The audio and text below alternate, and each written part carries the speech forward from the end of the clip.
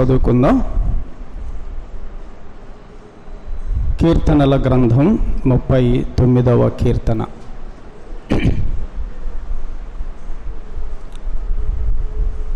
కీర్తనల గ్రంథం 39వ కీర్తన.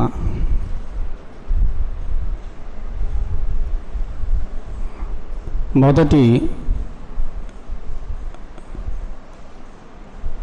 2 వచనాలు నేను చదువుతున్నాను.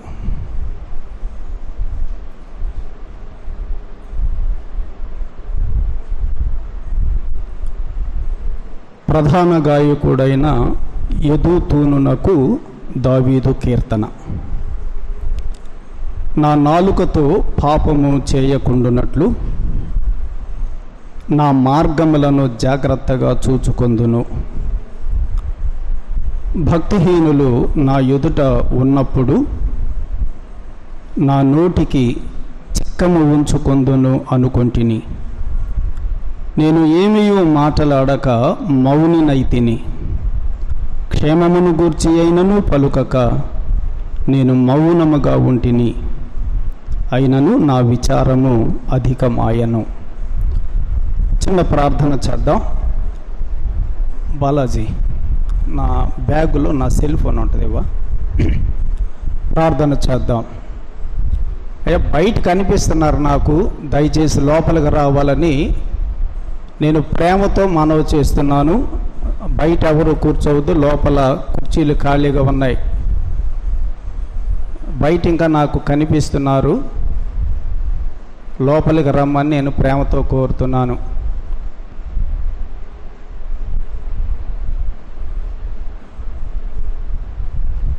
రండి, లోపలికి రండి. స్థలాలు ఉన్నాయి, కుర్చీలు ఉన్నాయి ఖాళీగా. లోపల కూర్చున్న దానికి బయట కూర్చున్న దానికి వ్యత్యాసం కూడా ఉంటుంది. రండి, లోపలికి రండి. బయట ఎందుకు కూర్చోవటం?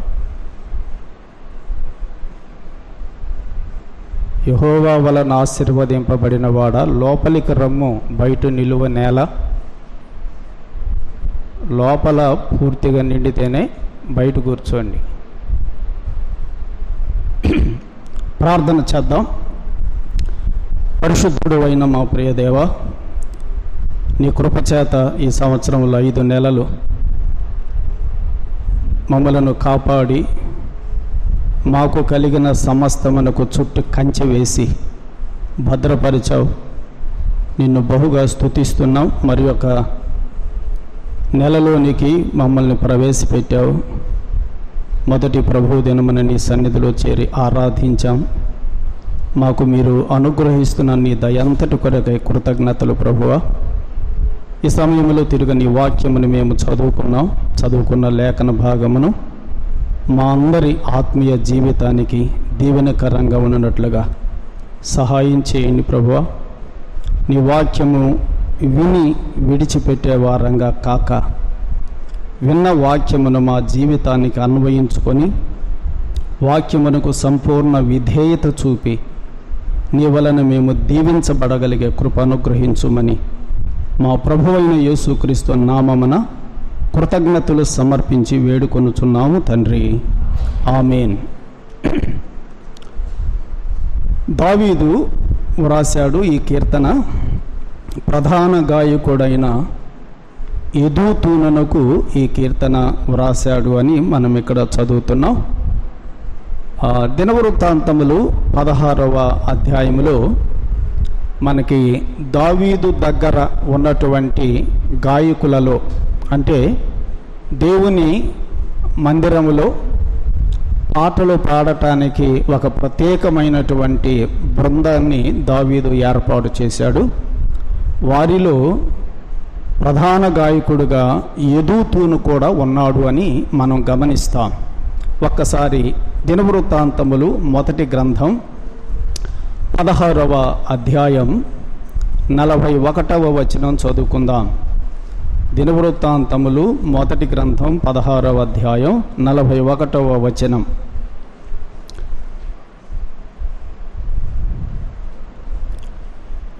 యెహోవా కృప నిత్యము ఉండును అని ఆయనను స్తుతించుటకై వీరితో కూడా హేమానును యెదూతూనును పేర్ల వరుసను ఉదహరింపబడిన మరికొందరిని నియమించెను.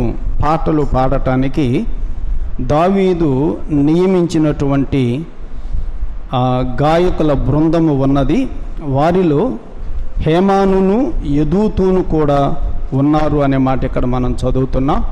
ఇప్పుడు మనం చదివిన 39వ కీర్తనలో ప్రధాన గాయకుడైన యెదూతూను, ఆయన పేరే మనం ఇక్కడ 16వ అధ్యాయం 41వ వచనంలో చదువుతున్నాం. 42 కూడా చూడండి. బోరలు ఊదుటకును తాళములను వాయించుటకును దేవునిని గూర్చి పాడదగిన గీతములను వాద్యములతో వినిపించుటకును వీరిలో ఉండు హేమానును యెదూతూనును అతడు నియమించెను. హేమానుతో పాటుగా యెదూతూనును కూడా నియమించాడు. యెదూతూను వాయిద్యములు వాయిస్తూ దేవుని నామమును గానము చేసేటువంటి గాయకుడు, మంచి భక్తుడు. ఇతను మాత్రమే కాకుండా ఇతని కుమారులు కూడా దేవుని మందిరములో పరిచర్య చేసేవారని 42వ వచనము చదువుతాం. ఇంకా చూడండి చివరి మాట, 42వ వచనం. మరియు యెదూతూను కుమారులను అతడు ద్వారపాలకులుగా నియమించెను. యెదూతూను గాయకుడు, అతని కుమారులు ద్వారపాలకులు. కనుక యెదూతూను మంచి భక్తి కలిగిన వాడు, వాయిద్యములు వాయించుచు దేవుని గురించి గానము చేసేటువంటి గాయకుడు. అతని కుమారులు కూడా దేవుని యొక్క పరిచర్యలో ద్వారపాలకులుగా దావీదు చేత నియమించబడిన వారుగా మనం చూస్తున్నాం. ఈ దావీదు వ్రాసినటువంటి కీర్తన యెదూతూను గానం చేశాడు. యెదూతూను గానం చేయడానికి ఇతడు దావీదు రచించినటువంటి కీర్తన 39వ కీర్తన. ఈ కీర్తనలో మనం మొదటి 2 వచనాలు చదువుకున్నాం. ఈ 2 వచనాలలో ఒక విషయాన్ని ఈ మధ్యాహ్న కాలం మనము జ్ఞాపకం చేసుకుందాం. మనము ఆత్మ సంబంధమైన క్షేమాభివృద్ధిని పొందుదాం. మొదటి మాట చూడండి. నా నాలుకతో పాపము చేయకుండునట్లు నా మార్గములను జాగ్రత్తగా చూచుకుందును అన్నాడు దావీదు. దేనితో పాపం చేయకూడదట? నా నాలుకతో పాపము చేయకుండునట్లు అన్నాడు దావీదు. పాపము చేసేటువంటి అవయవాలు మన దేహములో ఉన్నాయి. చేతితో పాపం చేస్తాం, కాళ్ళతో పాపం చేస్తాం, కళ్ళతో పాపం చేస్తాం, మనసుతో పాపం చేస్తాం. వీటన్నిటికీ వచనాల ఆధారం కూడా ఉన్నాయి. కానీ దావీదు వ్రాసిన ఈ కీర్తనలో ఒక అవయవాన్ని గురించి చెప్పాడు. దేనితో పాపమాట? నాలుకతో పాపం అని వ్రాశాడు. ప్రియులారా, మన దేహములో ఉన్న అవయవాలన్నింటిలో చాలా ప్రమాదకరమైనది నాలుక. ఈ నాలుక చాలా ప్రమాదకరమైనది. ఈ నాలుకతో ఏం జరుగుతుందట? పాపము జరుగుతుంది. నాలుకతో కూడా పాపం చేయొచ్చు. అది నాలుకతో చేసేటువంటి పాపం. ఈ నాలుకను గనుక యాకోబు పత్రికలో కూడా నాలుక గురించి మనం చదువుతాం. నాలుకను చాలా అదుపులో పెట్టుకోవాలి.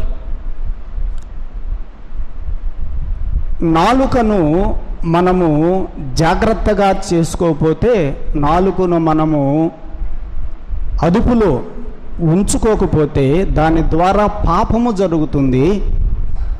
దాని యొక్క ఫలితం కూడా చాలా ఎక్కువగా కూడా ఉంటుంది. ఈ నాలుక వలననే బంధాలు చెడిపోతాయి. అవునా కాదా? ఈ నాలుక వలననే సంబంధాలు దెబ్బతింటాయి. ఈ నాలుక వలన కుటుంబాలు పాడైపోతున్నాయి. ఈ నాలుక వలననే సంఘాలు పాడైపోతున్నాయి. ఈ నాలుక, ఈ నోరు అనేది చాలా ప్రమాదకరమైనది. ఒక డాక్టర్ ఏమన్నాడంటే 6 అడుగుల మనిషి 100 సంవత్సరాల ఆయుష్, 6 అడుగుల మనిషి 100 సంవత్సరాల ఆయుష్ కలిగినటువంటి ఆరోగ్యాన్ని బెత్తెడంత నాలుక దెబ్బతీస్తుంది అన్నాడు. అర్థమైందా? వివరించాలా? అర్థమైందా? 6 అడుగులు ఎత్తున్నటువంటి శరీరాన్ని 100 సంవత్సరాలు జీవించవలసినటువంటి ఆయుష్ కలిగిన ఈ శరీరాన్ని ఏది పాడు చేస్తుందట? బెత్తెడంత నాలుక. ఈ నాలుక అంటది, ఉప్పు లేదు సప్పగా ఉంది అంటది. పొయ్యి ఉప్పు కదా, ఉప్పు వేస్తాం, ఉప్పు వేసుకొని తిని ఇక డాక్టర్ అంటాడు, అమ్మ నీకు బీపీ 300 ఉంది, ఉప్పు మాను అంటే కానీ మనం మానం.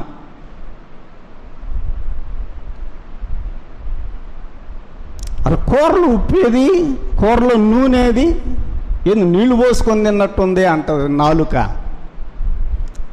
పొయ్యటమే ఏంటిది? నూనె. ఒక డాక్టర్ అన్నాడు, నూనెని పూసుకోవాలి కానీ పోసుకోకూడదు అన్నాడు. పెనంకి ఏం చేయాలి? పెనంకి నూనె పూసుకొని దోశలు పోసుకోవాలి. మనం ఏం చేస్తామంటే దోశ పిండి పోసి దాని మీద నూనె పోస్తాం. పొయ్యకూడదు, పూసుకోవాలన్నాడు. పూసుకోండి కానీ పోసుకోకూడదు. ఈ నూనె పోసిన తర్వాత మళ్ళీ డాక్టర్ దగ్గరికి పోతే ఆయన అంటాడు, నీకు కొలెస్ట్రాల్ LDL HDL. ఇక్కడ ల్యాబ్లో పనిచేస్తాడు, ఎజరా ఉన్నాడు. LDL పెరిగిపోయింది, నీకు బాగా కొలెస్ట్రాల్ పెరిగిపోయింది, నూనె ఆపాలి అంటారు. వాళ్ళు చెబితే కానీ మనం మానం. నాలుకను అదుపులో చేసుకోకపోతే బంధాలు పాడైపోతాయి, ఆరోగ్యం కూడా పాడైపోతుంది. నాలుక వల్ల చూడండి ఎంత ప్రమాదం ఉందో. సంబంధాలు దెబ్బతింటాయి, ఆరోగ్యం కూడా దెబ్బతింటది. కాబట్టి దేనిని అదుపులో పెట్టుకోవాలి? నాలుకను అదుపులో పెట్టుకోవడం ఎంతైనా మంచిది. ఇప్పుడు దావీదు అంటున్న మాట ఏంటంటే, ఏమన్నాడు దావీదు? నా నాలుకతో పాపము చేయకుండునట్లు నా మార్గములను జాగ్రత్తగా చూసుకొందును. నీ నాలుకతో పాపము జరుగుతుందా? నా నాలుకతో పాపము జరుగుతుందా? మన నాలుకతో పాపము జరగకూడదు.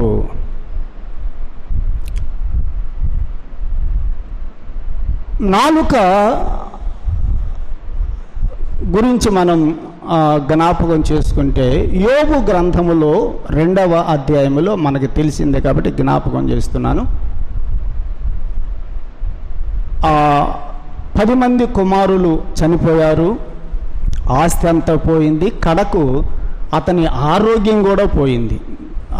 దేహమంతా కూడా కురుపులు, చర్మ వ్యాధి వచ్చేసింది యోబుకి, చర్మమంతా కూడా దెబ్బతింది.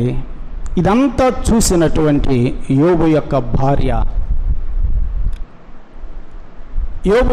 భార్య అన్నది, నీవు దేవునిని దూషించి మరణము కమ్ము అన్నది.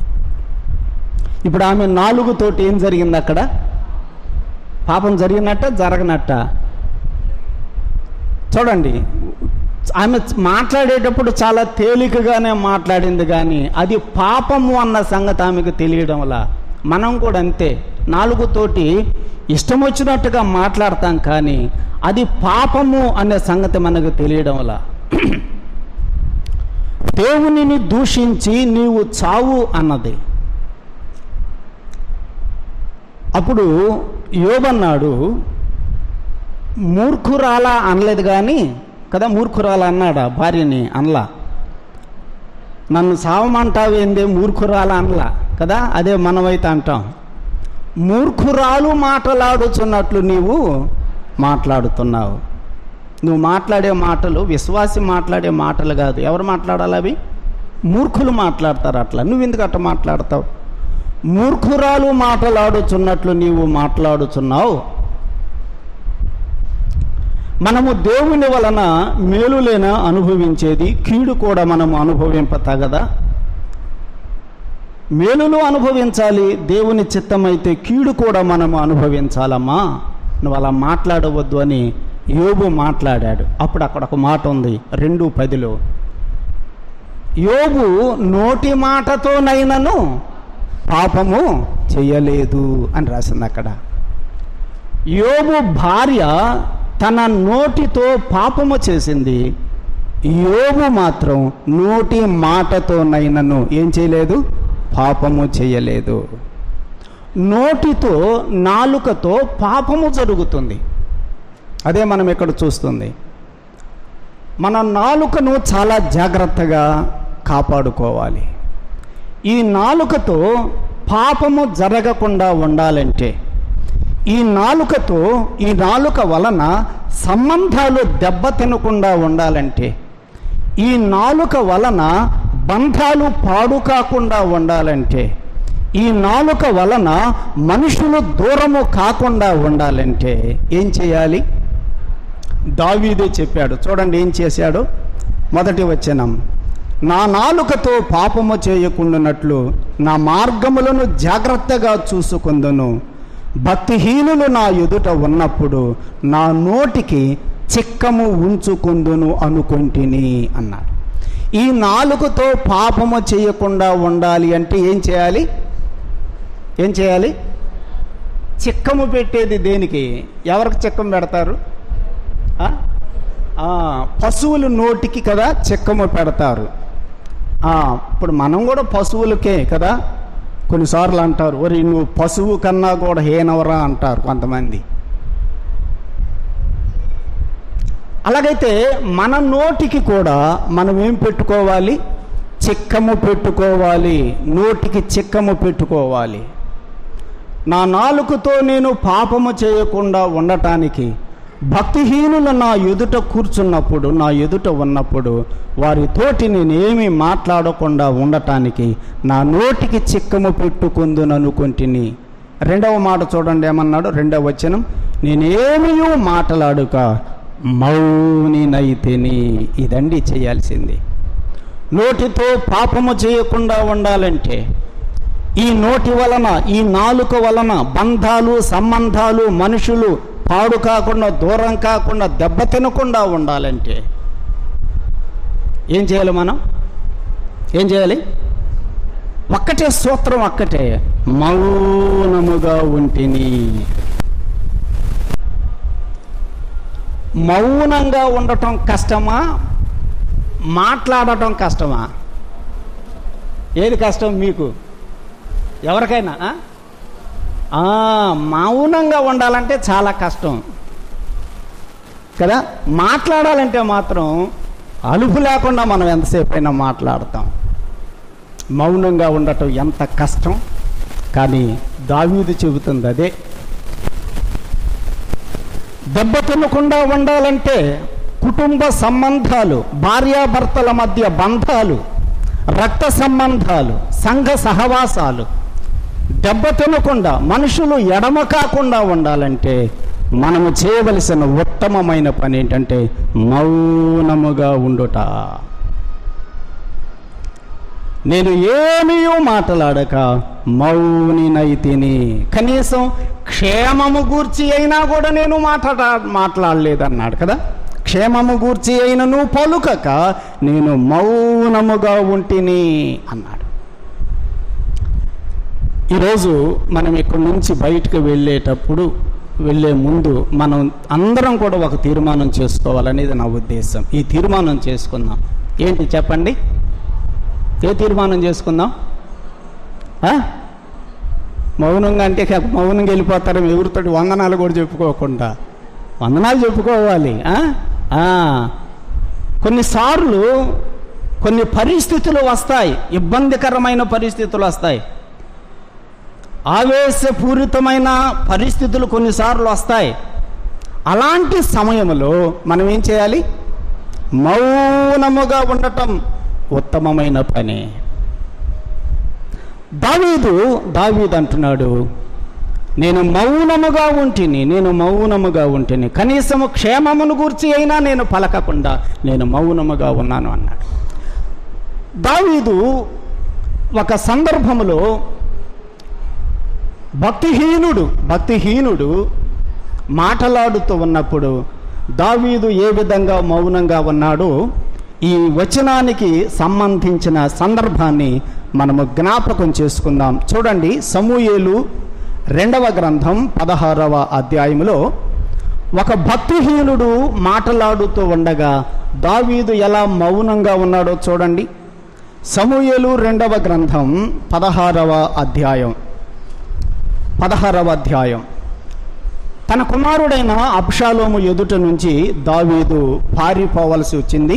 పారిపోతూ ఉంటే అప్పుడు షిమి అనేటువంటి వాడు దావీదుతో ఏమని మాట్లాడాడో చదువుదాం. 5వ వచనం. రాజైన దావీదు బహురీము దాపునకు వచ్చినప్పుడు సౌలు కుటుంబీకుడగు గెరాకుమారుడైన షిమి అను ఒకడు అచ్చట ఉండి బయలుదేరి వచ్చెను. ఈ షిమి అనేవాడు సౌలుకి బంధు. ఈ షిమి అనేవాడు వచ్చి ఏం చేస్తున్నాడు చూడండి. అతడు వెంట నడుచుచు దావీదును శపించుచు జనులందరూ బలాఢ్యులందరూ దావీదు ఇరుపార్శ్వముల ఉండగా రాజైన దావీదు మీదను అతని సేవకులందరి మీదను రాళ్ళు రువ్వుచూ వచ్చెను. ఇప్పుడు ఆ స్థానంలో నువ్వుంటే ఏం చేస్తావు? నేనుంటే ఏం చేస్తాను కదా. దావీదు తన కుమారుని ఎదుటి నుంచి వెళ్ళిపోతున్నాడు. ఈ సంగతి సౌలు బంధువు షిమీకి తెలిసింది. అరే, నా చుట్టం, నా బంధువు సౌలును కాజేసింది నువ్వే కదరా, నా సౌలు కుటుంబాన్ని పాడు చేసిన వాడు నువ్వే కదరా అనేటువంటి ఆవేశముతోటి ఈ షిమే అనేటువంటి వాడు దావీదు దగ్గరికి వచ్చాడు. దావీదును ఏం చేస్తున్నాడట? 6వ వచనం చదువుతున్నాం. దావీదును శపించుచు జనులందరూ బలాఢ్యులందరూ దావీదు ఇరుపార్శ్వముల ఉండగా, దావీదుకి ఇటువైపు బలాఢ్యులున్నారు, ఇటువైపు బలాఢ్యులున్నారు. దావీదు ఒక్కడే కాదు, దావీదు చుట్టూ కూడా 1000 మంది సైనికులు ఉన్నారు. దావీదు దగ్గర బలాఢ్యులైన సైనికులు ఉన్నారు. వాళ్ళందరూ ఉండగా కూడా దావీదును ఏం చేస్తున్నాడు? ఈ షిమి అనేవాడు శపించుచు, అంతేకాదట రాళ్ళు రువ్వుచు దావీదు మీద రాళ్ళు వేస్తున్నాడు. దావీదు ప్రక్కనున్న సైన్యము మీద కూడా రాళ్ళు వేస్తున్నాడు. ఇంకా ఏమన్నాడు? 7వ వచనం. ఈ షిమి అనేవాడు ఏమంటున్నాడంటే, నరహంతకుడా. ఎవరిని అంటున్నాడు ఈ మాట? దావీదుని అంటున్నాడు. నరహంతకుడా, దుర్మార్గుడా, ఛీ పో, ఛీ పో, చీ కొడుతున్నాడు దావీదుని. నరహంతకుడా, దుర్మార్గుడా అని దూషిస్తున్నాడు. ఒకవేళ ఇదే మాట నిన్నంటే, నన్నంటే ఏం చేస్తాం? ఆలోచన చేయి ఒక్కసారి. ఇదే మాట, ఇటువంటి పరుష పదాలు, ఇటువంటి దూషణ మాటలు ఒకవేళ ఎవరైనా నిన్నంటే, ఎవరైనా నన్నంటే మనం ఏం చేస్తాం? నరహంతకుడా, దుర్మార్గుడా, ఛీ పోరా, ఛీ పోరా అంటూ ఇంకా ఏం చేశాడు చూడండి. నీవు ఏలవలెనని నీవు వెళ్ళగొట్టిన సౌలు ఇంటి వారి హత్య యెహోవా నీ మీదకి రప్పించాడు. అరే దావీదు, నిన్ను నీ కొడుకే ఇంటిలో నుంచి వెళ్ళగొట్టింది ఎందుకంటే నువ్వు నరహత్య చేసావురా, సౌలుని యుద్ధంలో చంపించావురా, ఆ హత్య దోషం నీ మీదకు వచ్చిందిరా అంటున్నాడు షిమి దావీదుని. నిజమేనా సౌలుని దావీదు చంపాడా? మనకు తెలుసు కదా, 2 పర్యాయాలు దావీదుకి చేతికి చిక్కినా కూడా సౌలును చంపకుండా విడిచిపెట్టాడు. సౌలును చంపాలనుకుంటుండే ఎప్పుడో చంపేవాడు దావీదు. షిమి అనేటువంటి వాడు దావీదు మీద నేరములు మోపుతున్నాడు. యెహోవా నీ కుమారుడైన అబ్షాలోము చేతికి రాజ్యమును అప్పగించి ఉన్నాడు. నీవు నరహంతకుడువు గనుకని నీ మోసములో నీవు చిక్కుబడి ఉన్నావని చెప్పి రాజును శపింపగా రాళ్ళు విసురుతున్నాడు, దుమ్ము విసురుతున్నాడు. దూషణ మాటలు పలుకుతున్నాడు, శపిస్తూ ఉన్నాడు. ఇటువంటి మాటలు షిమి అనేవాడు దావీదును అంటుంటే దావీదుకు రోషం రాలేదు, కానీ దావీదు ప్రక్కనున్నాడు అబీషై అనే సైనికుడు. అబీషైకు రోషం వచ్చింది. ఏమన్నాడు చూడండి, 9వ వచనం. సిరూయా కుమారుడైన అబీషై, ఈ చచ్చిన కుక్క నా ఏలిన వాడవను రాజువగు నిన్ను శపింపనేలా. అసలు వాస్తవంగా ఈ మాట ఎవరనాలి? రే కుక్క, ఏంద్ర మాట్లాడుతున్నావు అని ఎవరనాలి? దావీదు అనాలి కదా. కానీ దావీదు ఏమీ మౌనంగా ఉన్నాడు, మాట్లాడలా. కానీ దావీదుని అంటే ఎవరికి రోషం వచ్చింది? ప్రక్కనున్నటువంటి అబీషైకి రోషం వచ్చింది, కోపం వచ్చింది. దావీదుతో చెబుతున్నాడు, నా ఏలినవాడ, నీవు ఒక్కసారి అను, వాడి తలను నేను ఛేదిస్తా అన్నాడు. చూడండి అన్న మాట చూడండి. ఈ చచ్చిన కుక్క నా ఏలిన వాడవును రాజువగు నిన్ను శపింపనేలా, నీ చిత్తమైతే నేను వానిని చేరబోయి వాని తల ఛేదించి వచ్చేదను అనెను.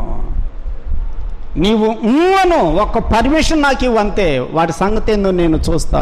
వాడి దగ్గరకు పోయి వాడి తలను నరికి జుట్టు పట్టుకొని నేను నీ దగ్గరకు తీసుకొస్తా. ఒకప్పుడు నీవు గొల్యాతు తల పట్టుకొని వచ్చావు కదా, అట్లా నేను ఎవరు తల పట్టుకొని వస్తాను? వాడు షిమిగాడు తల పట్టుకొని వస్తా. కుక్క లాంటి వాడు నిన్ననేదేంటి? ఆలోచన చెయ్యి. ఇటువంటి మాటలమ్మ నిన్నెవరన్నంటే, సోదరుడు నిన్నంటే నీ రియాక్షన్ ఎలా ఉంటుంది ఒకసారి ఆలోచన చెయ్యి. కానీ అలాంటి పరిస్థితిలో దావీదు ఏం చేశాడు? 39వ కీర్తన మొదటి 2 వచనాలు మనం చదువుకున్నాం. భక్తిహీనులు నా ఎదుట ఉన్నప్పుడు దూషణ మాటలు పలుకుతున్నప్పటికీ కూడా నేను ఎలా ఉంటాను? నా నోటికి చిక్కము పెట్టుకొని నేను మౌనముగా ఉంటా. దావీదే మాట్లాడలా. షిమి ఏమేమో మాట్లాడుతున్నా, రాళ్ళు విసురుతున్నా కూడా దావీదు మౌనముగా ఉన్నాడు. చూడండి ఏమన్నాడు 10వ వచనం. అందుకు రాజు, సెరూయా కుమారులారా, మీకును నాకును ఏమి పొందు, వానిని శపించనీయండి. చూడండి, వాడిని శపించనండి, మాట్లాడనీయండి. ఎందుకు మీరు తొందరపడతారు? ఎందుకు మీరు తొందరపడతారు? మాట్లాడనీయండి, రాళ్ళు విసరనివ్వండి, ఏమేమో అన్నివ్వండి. ఒకవేళ దేవుడే అలా దూషించమని చెప్పాడేమో. దావీదు మౌనముగా ఉన్నాడే తప్ప ఏమీ మాట్లాడలేదు. సోదరుడా, సోదరి, ఆలోచన చేయి. నోటితో కూడా నేను పాపము చేయకూడదు తీర్మానం చేసుకున్నాడు దావీదు. నా నోటితో కూడా నేను పాపం చేయకూడదు, నా నాలుకతో పాపము చేయకూడదు. ఒకవేళ నన్ను ఎవరైనా ఏమైనా అన్నా కూడా నేను భరిస్తానే తప్ప, నేను మౌనముగా ఉంటానే తప్ప వారిని పల్లెత్తి నేను. దావీదు చేసిన తీర్మానం, ఆ తీర్మానం ఈ మధ్యాహ్న కాలం నువ్వు చేయాలి, అమ్మా నువ్వు చేయాలి, నేను చేయాలి. మన నోటికి చిక్కము పెట్టుకుందాం. ఎవరు ఏమనినా కూడా మనము మౌనముగా ఉండటం నేర్చుకుంటే బంధాలు ఎందుకు పాడైపోతాయి? సంబంధాలు ఎందుకు దెబ్బతింటాయి? ఆలోచన చేయండి. అత్త ఏదో అందనుకో, కోడలుగా నువ్వు మౌనంగా ఉంటే ఎంత బాగుంటుంది. సరే, చిన్నపిల్ల, కుర్రపిల్ల, కోడలు ఏదో అందనుకో, పెద్దదానివి, నువ్వు మౌనముగా ఉంటే పోలా.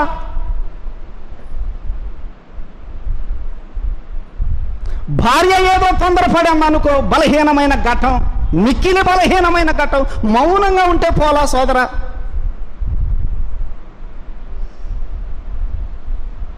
ఏం చేయాలి మనం? ఏం చేయటం నేర్చుకుందాం?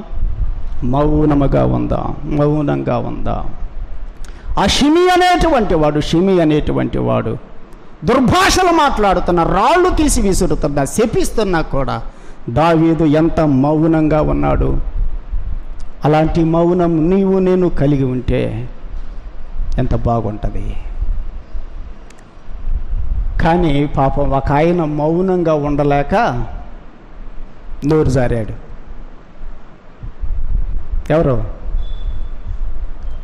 106వ కీర్తన, 106వ కీర్తన చూడండి.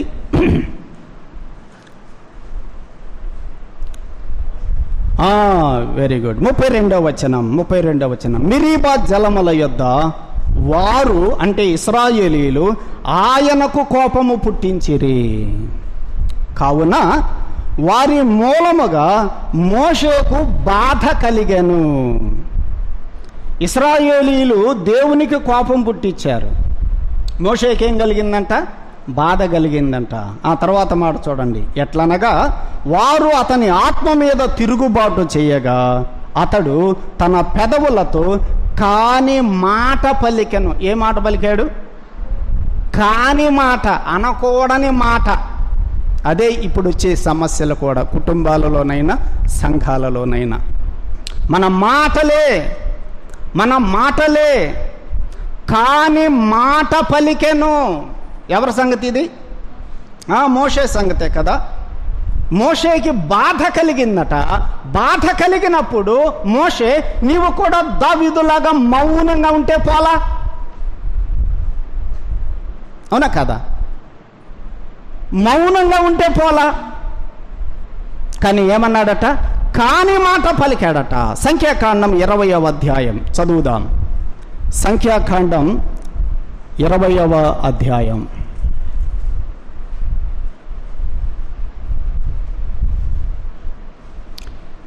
వారు నీళ్లు కావాలి అని సనుగుతున్నారు. ఏమి లేవయ్యా తినటానికి, ఎప్పుడు చూసినా ఈ మన్నాయేనా అని సనుగుతున్నారు. అప్పుడు దేవుడు మోషేతో చెప్పాడు. 7వ వచనం. అంతటా యెహోవా మోషేకి ఇలాగ సెలవిచ్చును, నీవు నీ కర్రను తీసుకొని నీవును నీ సహోదరుడైన అహరోనును ఈ సమాజమును పోగు చేసి వారు కన్నుల ఎదుట ఆ బండతో మాటలాడుము అన్నాడు. ఆ బండతో మాటలాడుము, అది నీళ్ళిచ్చును అన్నాడు. ఏం చేయమన్నాడు దేవుడు? దేవుడు ఏం చేయమన్నాడు మోషేతోటి? ఆ బండతో మాటలాడుము అన్నాడు. ఎవరా బండ? కొరింథీయులకు రాసిన మొదటి పత్రిక 10వ అధ్యాయంలో మనం చదువుతున్నాం కదా. తమ్మును వెంబడించిన ఆ బండలోనిది త్రాగిరి, ఆ బండ క్రీస్తే. యేసు ప్రభువుతో మాట్లాడు మోషే, ఆ బండతో మాట్లాడు మోషే అని దేవుడు మోషేతో చెబితే, మోషే ఎవరితో మాట్లాడాడు? బండతో మాట్లాడమంటే బండతో మాట్లాడాల మోషే. ఎవరితో మాట్లాడాడు? ఇశ్రాయేలీలతో మాట్లాడాడు. సరే, ఇశ్రాయేలీలతో మాట్లాడినా ఏం మాట మాట్లాడేవు నీవు? కాని మాట పలికాడు కదా. 10వ వచనం. తర్వాత మోషే అహరోనులు ఆ బండ ఎదుట సమాజమును పోగు చేసినప్పుడు అతడు వారితో, ద్రోహులారా వినండ్రా, మేము ఈ బండలో నుండి మీకోసం నీళ్లు తెప్పించాలంటరా, తగండ్రా. ఆవేశంగా మాట్లాడాడు మోషే. ద్రోహులారా అన్నాడంతే.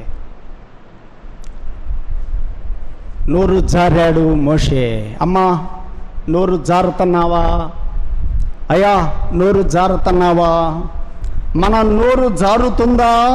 మధ్యాహ్న కాలం ఆలోచన చేద్దాం. మోషే, నీవు బండతో మాట్లాడు అంటే బండతో మాట్లాడవలసిన మోషే ప్రజలతో మాట్లాడాడండి. ప్రజలతో కూడా ఏం మాట్లాడాడు? ద్రోహులారా అన్నాడు. కానీ మాట పలికాడు. ఏమైంది? అందువల్ల ఏమైంది? నీవు నా పరిశుద్ధతను సన్మానించలేదు కాబట్టి నీకు కనాను దేశములోకి ప్రవేశం లేదు.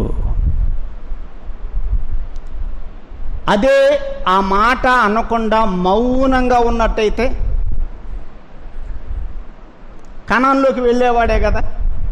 అవునా కదా? కనానులోకి ప్రవేశం లేకుండా దేవుడు మోయాబు మైదానములోనే మోషేని నిలిపివేశాడంటే కారణం నాలుకను అదుపులో పెట్టుకోలేకపోయాడు. అమ్మా వింటున్నావా, సోదరుడా వింటున్నావా? దావీదు తీర్మానం, నా నాలుకతో పాపము చేయకుండానట్లుగా నేను మౌనముగా ఉంటాను, నా నోటికి చిక్కము పెట్టుకుంటాను.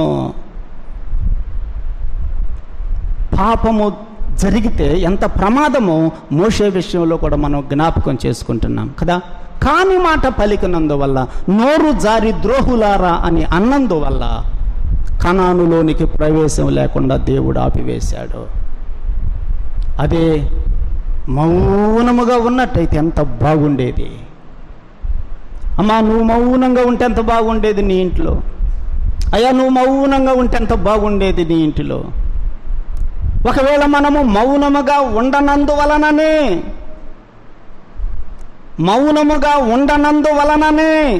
ఈ సమస్యలు కుటుంబంలో వస్తున్నాయి కదా. ఆలోచన చేయండి. మౌనముగా ఉండాలి. యెషయా గ్రంథం 53వ అధ్యాయం, యెషయా గ్రంథం 53వ అధ్యాయం 7వ వచనం చూడండి. 7వ వచనం, యెషయా గ్రంథం 53:7. అతడు దౌర్జన్యమునందను బాధింపబడినను నోరు తెరువలేదు. ఎవరతడు?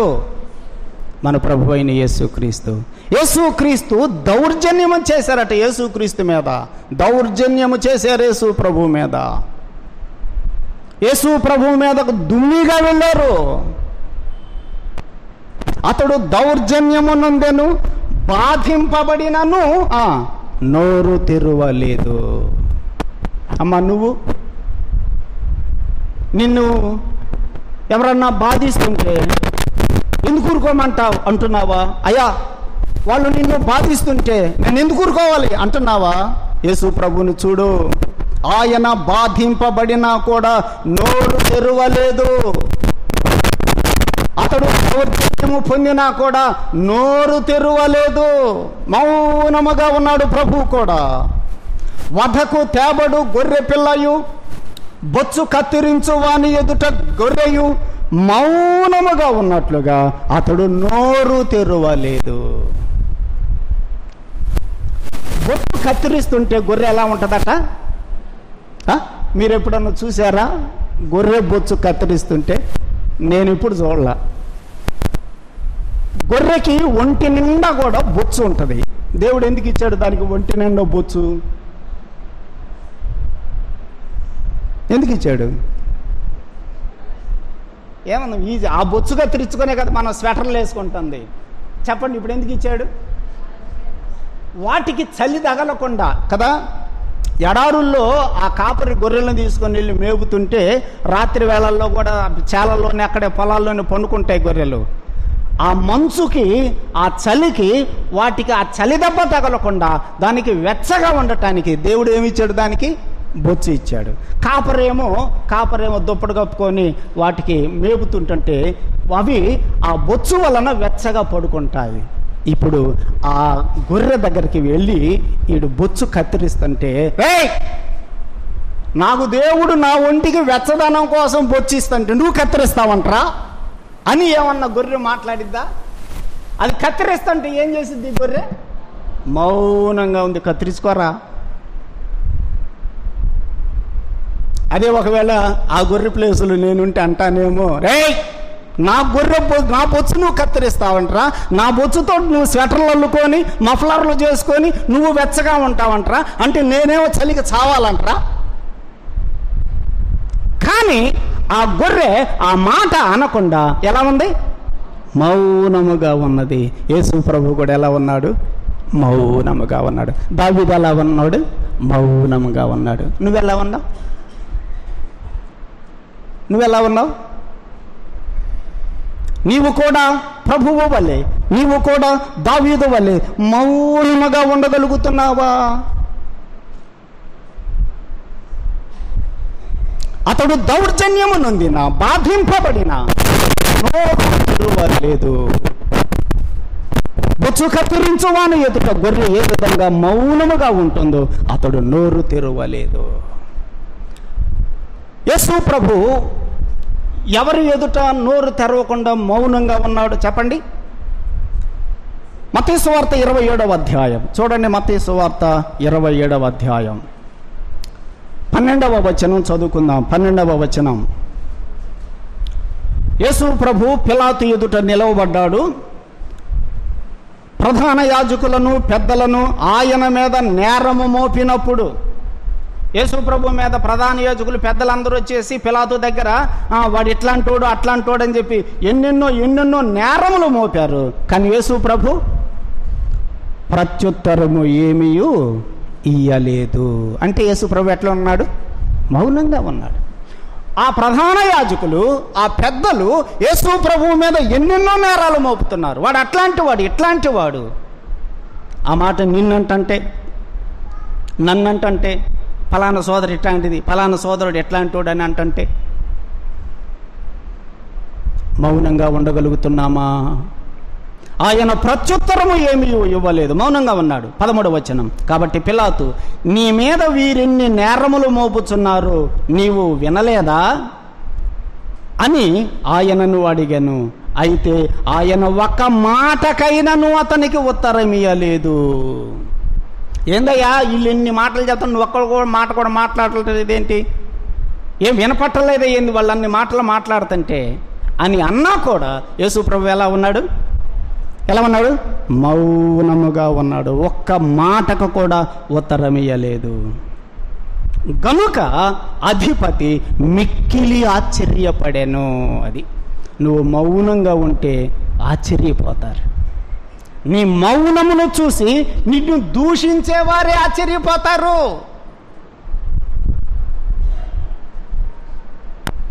పిలాతు ఆశ్చర్యపోయాడు. ఏంట్రా ఇతని మీద ఇన్ని నేరములు మోపుతున్నా కూడా నేను అట్లాంటోడిని కాదు, ఇట్లాంటోడిని కాదని ఆర్గ్యుమెంట్ చేసి తన్ను నిజాయితీ పరువునని నిరూపించుకోవాలి కదా. ఏమీ మాట్లాడకుండా మౌనంగా ఉన్నాడే. ఇటువంటి వాణ్ణి నేను ఇంతవరకు చూడలేదే. ఆశ్చర్యపోయాడు పిలాతు కూడా. సోదరుడా, ఈ మధ్యాహ్న కాలం మనము నేర్చుకుందాం. మనలను కూడా ఎవరు ఏమనినా కూడా మనము నేర్చుకోవలసింది ఏంటంటే మౌనముగా ఉండటం. అలా మౌనముగా ఉండకపోతే ఏం జరుగుతుంది? దావీదు అన్నాడు కదా, నా నాలుగుతో పాపము జరుగుతుంది. ఆ పాపము జరగకుండా ఉండటానికి నేను మౌనముగా ఉన్నాను, నా నోటికి చిక్కము పెట్టుకున్నాను అన్నాడు. 38వ కీర్తన చూడండి. 38వ కీర్తన, కీర్తనల గ్రంథం 38వ కీర్తన 13వ వచనం 14వ వచనం చదువుకుందాం. 13వ వచనం 14వ వచనం. చెవిటివాడనైనట్టు నేను వినకయున్నాను. ఎలా ఉన్నాడట? వినపడతనే మాటలు, వాళ్ళనే మాటలు, వాళ్ళనే దూషణ మాటలు, వాళ్ళు చెప్పుకునే చాడీలు, వాళ్ళు చెప్పుకునే నింద మాటలు అన్నీ వినపడుతున్నాయి. కానీ నేను ఎట్లా ఉన్నాను? చెవిటివాడిలాగా ఉన్నా, వినపడనట్టుగా ఉన్నా. ఎందుకు వాటికి నేను ప్రతిస్పందించటం? ప్రతిస్పందిస్తే జరిగేది పాపం. చెవిటివాడనైనట్టు నేను వెనక ఉన్నాను, మోగవాడనైనట్టు నోరు తెరచుట మానితిని. మోగవాడినైపోయా, మౌనంగా ఉన్నా. పిలాతు కూడా అన్నాడు కదా, ఏంది నీకు చెవుడా ఏంటి, వినపట్టలేదా వీళ్ళు చెప్పే మాటలు అన్నాడు పిలాతు కూడా. అవును, మనకు వినబడనట్టుగా ఉందాం, మోగవాళ్ళలాగా మాటలాడకుండా మౌనముగా ఉందాం. 14వ వచనం. నేను వినలేని వాడనైతిని, ఎదురు మాట పలుకలేని వాడనైతిని అన్నాడు దావీదు. మనం కూడా అలా ఉండగలుగుతున్నామా? ఎదురు మాట్లాడుతున్నామా? ఏమన్నాడు దావీదు? ఎదురు మాట్లాడలేని వాడనైతిని, మోగవాడుగా నేనున్నాను, ఎందుకు మాట్లాడటం? సహోదరుడా, సహోదరి, మన నాలుకతో పాపము చేయకుండా మనము ఉండాలంటే మనము చేయవలసింది ఏంటంటే మౌనముగా ఉండడం. సామెతల గ్రంథం 13వ అధ్యాయం 3వ వచనం. సామెతల గ్రంథం 13వ అధ్యాయం 3వ వచనం. తన నోరు కాచుకొనువాడు తన్ను కాపాడుకొనును. నోటిని ఏం చేసుకోవాలి? నోటిని కాచుకోవాలి. ఎప్పుడైతే నీవు నీ నోటిని కాచుకుంటావో అప్పుడు నిన్ను నీవే ఏమైనట్టు? కాపాడుకున్నట్టు. తన నోటిని కాచుకున్నవాడు తన్ను కాపాడుకొనును. తర్వాత మాట, ఊర కొనక మాటలాడువాడు తనకు నాశనము తెచ్చుకొనును. ఊర కొనక మాట్లాడేవాడు నాశనం తెచ్చుకుంటాడు. మా అయ్యా వినండి, మౌనంగా ఉందాం. ఓర్చుకోకుండా మౌనంగా ఉండలేక మాట్లాడతావా, నాశనం అనే మాట ఇక్కడ చదువుతున్నాం. నష్టం కలుగుతుంది. నాశనం అనే మాట ఇక్కడ ఉంది, కానీ నేనంత పదం వాడలేదు, కానీ నష్టము కలుగుతుంది. నువ్వు నోరు తెరిచి మాట్లాడేవంటే ఊరుకోలేక మాట్లాడతావా ఏదో ఒకటి, నీకే నష్టం.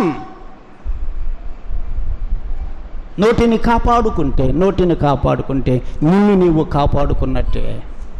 మోషే సంగతి జ్ఞాపకం చేసుకున్నాము కదా.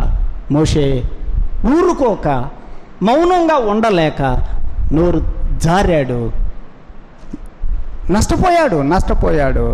నాశనం కాలేదు కానీ నష్టపోయాడు. కనానులోనికి ప్రవేశం లేకుండా పోయింది.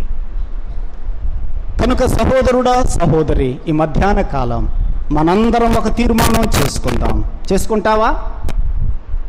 అది నీ ఇష్టమే కాదు. దేవుని వాక్యం చెప్పడమే ఇక్కడ.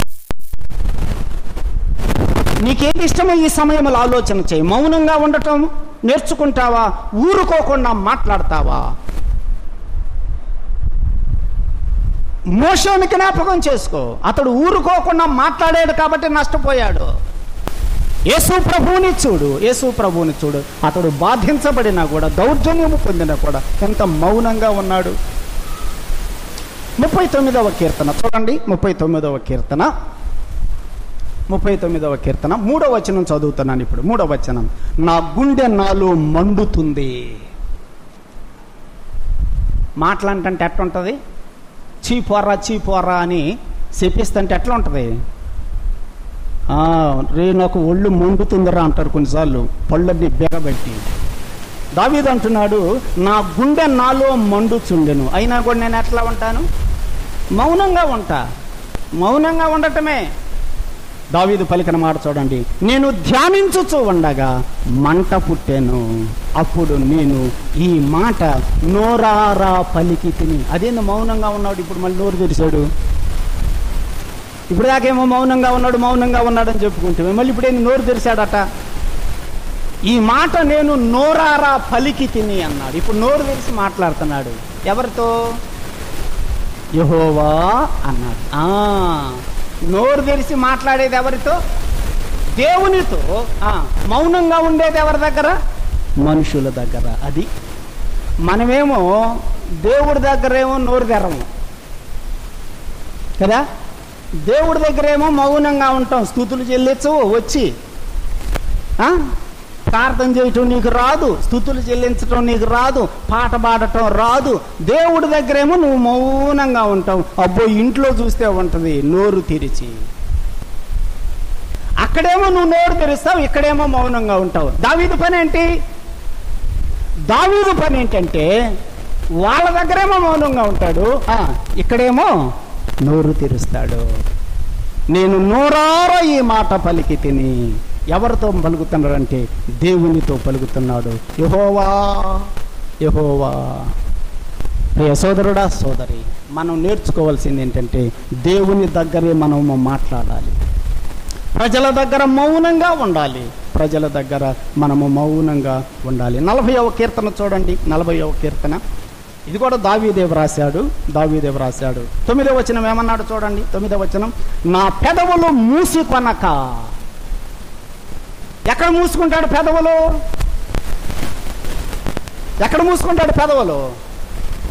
ప్రజల దగ్గరేమో పెదవులు మూసుకుంటాడు, దేవుని దగ్గర మాత్రం పెదవులు మూసుకోడు. ఏమన్నాడు చూడండి, నా పెదవులు మూసుకొనక మహాసమాజములో నీతి సువార్తను నేను ప్రకటించి ఉన్నాను అని అంటేనే. పెదవులు ఎప్పుడు తెరుస్తాడు? పెదవులు ఎప్పుడు తెరుస్తాడు? దేవుని యొక్క సువార్త ప్రకటించేటప్పుడేమో పెదవులు తెరుస్తాడు. దేవుని సన్నిధిలో ప్రార్థన చేసేటప్పుడు పెదవులు తెరుస్తాడు, నోరు తెరుస్తాడు. దేవుని గురించి పాటలు పాడేటప్పుడు నోరు తెరుస్తాడు. కానీ భక్తిహీనుల ఎదుట, తనను దూషించే వారి ఎదుట, తనను శపించే వారి ఎదుట ఎట్లా ఉంటాడు? మౌనంగా ఉంటాడు. అది మనం కూడా చేయాల్సింది. ప్రభువు దగ్గర మనము నోరు తెరిచి ప్రభువుతో చెప్పుకుందాం. ప్రభువు దగ్గర మనము నోరు తెరిచి ప్రభువుని ఘనపరుచుదాం. ప్రభువు సన్నిధిలో పాటలు పాడుదాం. ప్రభువుని గురించి లోకానికి చాటి చెబుదాం. అప్పుడే మనము నోరు తెరవాలి తప్ప మనల్ని ఎవరైనా దూషిస్తున్నా, తోలనాడుతున్నా, అపనిందలు మోపుతున్నా మౌనముగా ఉండటం దావీదు మనకు నేర్పుతున్నాడు. దావీదు మనుషుల ఎదుట, భక్తిహీనుల ఎదుట, దూషించేవారి ఎదుట మౌనంగా ఉన్నాడు. అమ్మా, దావీదు వలె నీవు ఉండగలుగుతున్నావా? అయ్యా సోదరా, దావీదు వలె నీవు ఉండగలుగుతున్నావా? నేను ఉండగలుగుతున్నానా? ఈ మధ్యాహ్న కాలం మనల్ని మనం పరీక్ష చేసుకుందాం. మన నోటి విషయంలో, నాలుక విషయంలో చాలా జాగ్రత్తగా ఉండాలి. మౌనముగా ఉన్నందువలన ఎంత ఆశీర్వాదమో, ఎంత దీవెన ఉన్నదో అది ఉంటే తెలుస్తుంది. మౌనంగా ఉంటే నిన్ను నువ్వు కాపాడుకున్నవాడు అవుతావు. అందుకనే దావీదుని గురించి దేవుడిచ్చిన సాక్ష్యం, నా చిత్తానుసారమైన మనుషుడు, నా ఉద్దేశములను నెరవేర్చేవాడు. నేను ఎలాగైతే మౌనంగా ఉన్నానో సిలువలో పిలాతు ఎదుట, దావీదు కూడా అలా మౌనంగా ఉండేవాడు. నన్ను పోలి నడుచుకున్నవాడు దావీదు. ప్రభు నీ గురించి, నా గురించి కూడా అటువంటి సాక్ష్యం చెప్పాలంటే అయ్యా మనం కూడా తీర్మానం చేసుకుందాం. అవును ప్రభువా, నేను నీ వలే, దావీదు వలె నేను మౌనంగా ఉంటాను. మోషే వలె కొన్నిసార్లు నేను తొందరపాటుగా నోరు జారుతున్నాను. అందుకని నేను నష్టపోతున్నాను. అమ్మా సోదరా, మన కుటుంబాలలో మన బంధాలు పాడు కాకుండా ఉండాలంటే మౌనంగా ఉండటం మంచిది. సంఘములో మనందరము ప్రేమ, ఆప్యాయతలు, అనురాగాలు కలిగి మనమందరము ఉండాలంటే మౌనంగా ఉండటం మంచిది. ఏయో తొందరపాట్లు వస్తాయి, కొన్నిసార్లు వస్తాయి. వచ్చినప్పుడు ఏం చేయాలి? మనం మౌనంగా ఉండాలి. ఉండవలసిన సందర్భం అది. మౌనంగా ఉండాలి ఆ సమయంలో. అలా ఉండనందువల్ల నష్టాలు జరుగుతాయి. దావీదు వలె ఉందామా? తీర్మానం చేసుకుందాం, ప్రార్థన చేద్దాం.